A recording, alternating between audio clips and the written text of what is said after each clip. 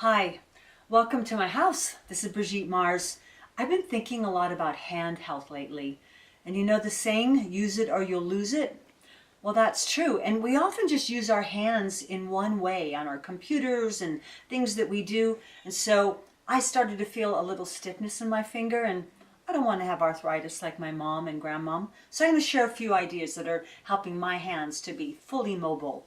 A real simple thing is a traditional yoga pose called the rose, where you make a really tight fist as if your hands were a rosebud, and then you visualize the sun shining on the rosebud and opening, stretching.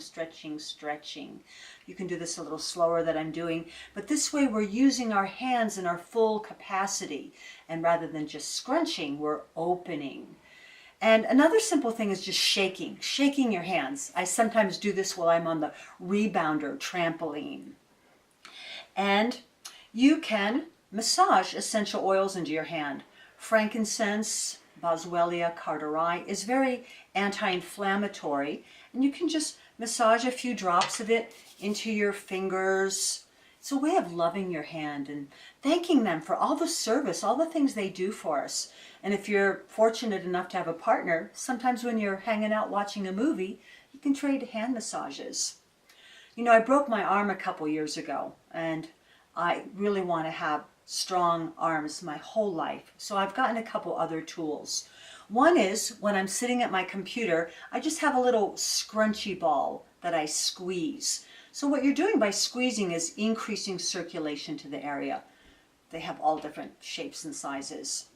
And this is a really great tool. It's called a Dynaflex Power Ball, and it is really a gyroscope. So I'm going to just get it going here, and I find this is a wonderful technique. I actually got one from my mom, who's a senior citizen, and basically you want to keep the ball going, keep the gyroscope going, change directions. So that is a great thing. It not only exercises your hand, but the hand-brain connection. And then this is another little tool called a Dario, and it's very much like the keys on an instrument, a trumpet or something. And so you press down.